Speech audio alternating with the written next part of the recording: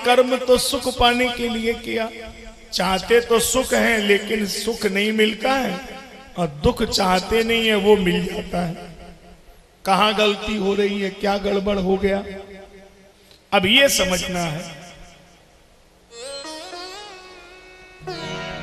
अहंकार विमूढ़ात्मा करता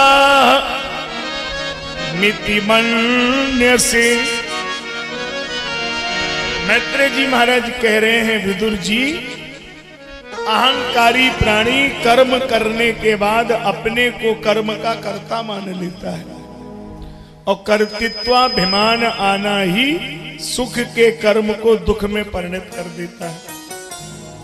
वो अपने को कर्म का कर्ता मान लेता है। जैसे आपने, ये आपके जीवन की कमजोरी है, कोई काम अगर आप करते हैं, अगर वो काम ठीक हो गया तो आप क्या बोलेंगे, हमने किया, हम। और यदि बिगड़ जाए तो भगवान की मर्जी, मनी बने तो आपकी मर्जी और बिगड़ जाए, ये आपके जीवन का स्वभाव है। यद्यपि ऐसा सोचने में सुनने में लगता होगा कि कर्म किसी ने किया, परिणाम किसी ने भोगा, लेकिन ऐसा चिंतन करने में गहराई से सोचेंगे तो नहीं लगेगा। बड़ी सरल सामान्य बात, आम के बगीचे में फल लगा है,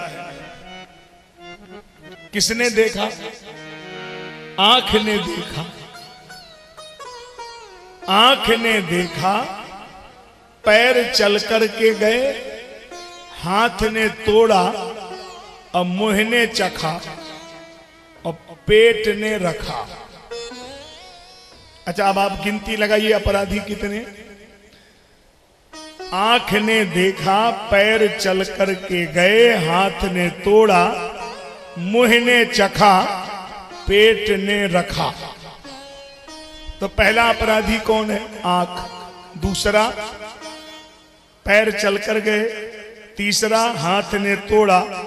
चौथा, मुंह ने चखा और पेट ने रखा। अच्छा, अब दिमाग लगा ना, तब तक वो पेड़ रखाने वाला आ गया और उसने बिना ही सोचे समझे पीठ में डंडे ही डंडे मार दिए।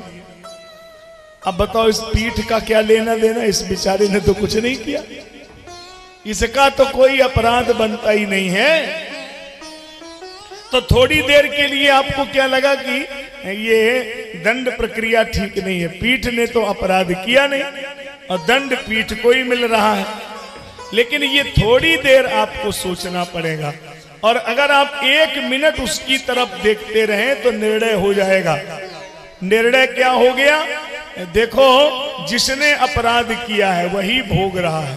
क्यों? बोले भले ही डंडे पीठ पे पड़े हों, लेकिन पीठ पे कोई फर्क नहीं पड़ा, और बिना ही डंडे पड़े आंख से आंसू गिरने लगे। क्यों? अपराध तो आंख ने किया था, तो भोगना भी आंख को ही पड़ेगा। तो थोड़ी सी दूरी से जब घूम के आएंगे तो समझ में आएगा कि जो करेगा वही भरेगा। इसमें यह नहीं है कि कोई बदल जाएगा।